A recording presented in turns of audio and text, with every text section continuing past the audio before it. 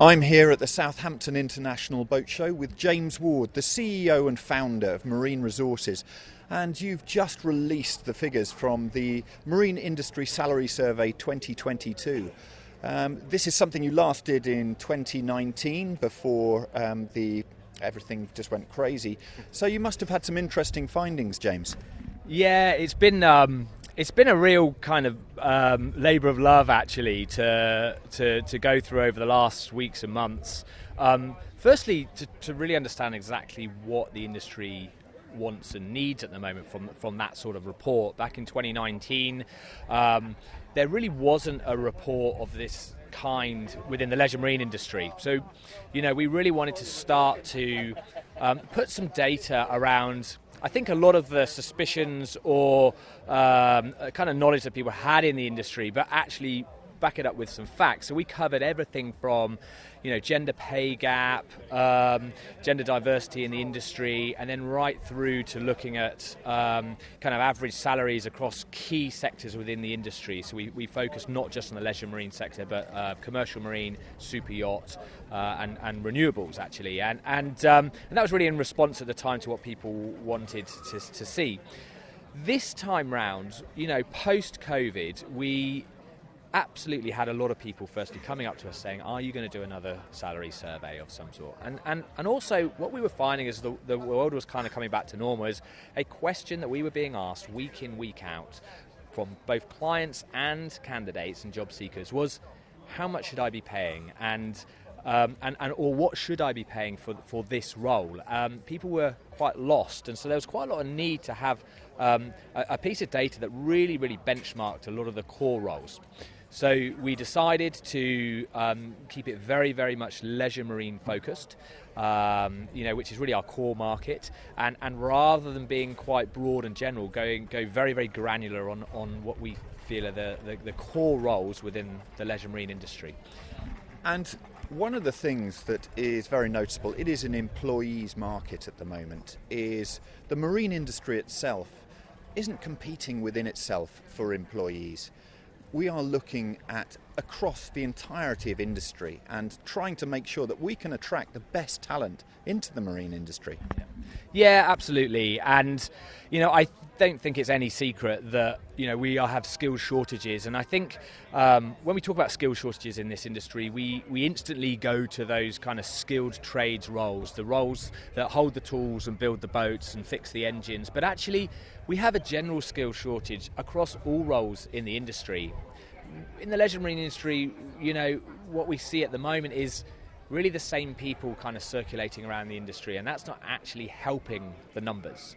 And it's really time to start kind of change tack on that, and as an industry, I feel, come together to kind of have an en masse plan on how we can just bring more people into this industry. But it has to start with us being competitive. Being competitive doesn't just mean pay them more. We've got to provide the kind of environment, the kind of work setting that attracts people and say, this is good for my lifestyle as well as my work. Absolutely, yeah. We have so much going for this industry from an employee point of view. There's a lot that employers are doing that we see that they almost take for granted. Now, we work and we love this industry, and many of us have been in it for many, many years, and we really do take for granted, the products that we are working with, the fact that we are working within a leisure industry. And I think the pay, you're right, isn't the answer to everything, and absolutely not all businesses can do more on that front. But I think what we now need to do is look at what else we can be doing. So one of the things we wanted to sort of shed a light on within the survey is, what are the motivators for people when they are considering moving jobs or staying in their current job or actually considering an industry. And that's been an interesting part of the report, to give employers hopefully a bit of a steer on, if they can't be as competitive as other companies when it comes to pay, what else can they be doing?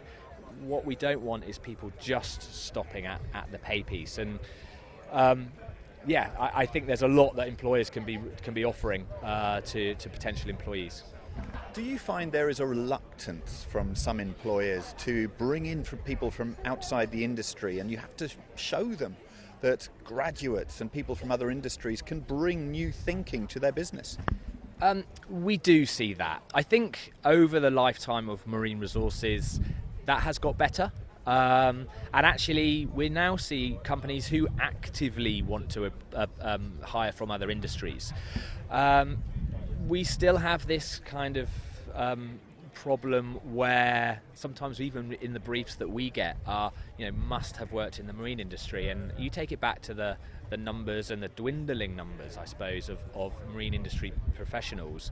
That's becoming just not an option. We have to be more open-minded, and we have to be willing to transfer skills as much as an industry we are willing to train up from the very beginning. I will say that's something we are very good at in this industry. We have great apprenticeship schemes.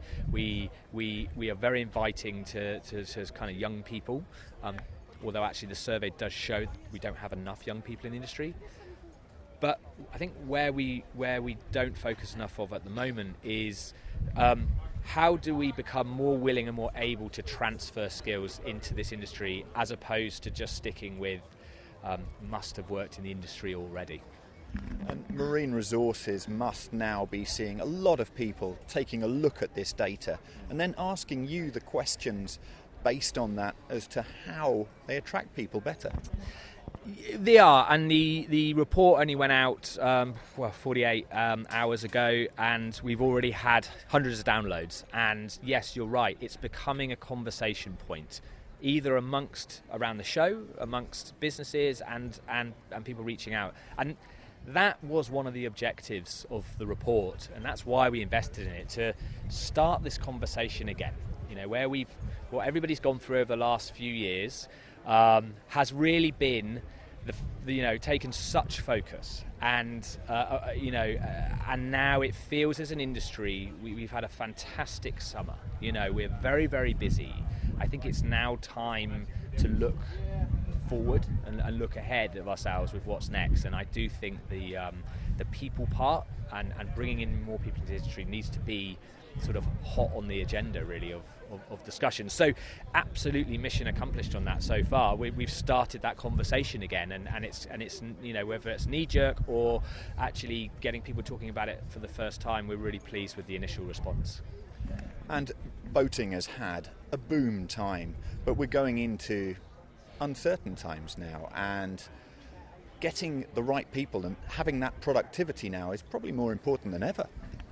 Yes, for sure. And I think, at the moment, as it stands, as an industry, although people are wary, it still feels like we're extremely busy. You talk to the exhibitors at the show here, and again, they're having a really great show. And I think we need to capitalise on that in terms of making this industry attractive. The uncertainty is everywhere. It's not just in this industry. But actually, as an industry, if we're still able to offer good opportunities and a busy market, we should be promoting that and using that to bring people in where people can feel kind of comfortable and confident that they can still be successful in this industry. Well, James, it's fascinating to talk to you, and also taking a look at the Marine Resources Salary Survey gives such good insights. So thank you very much indeed for your time. Thank you, Mark. Always good to chat.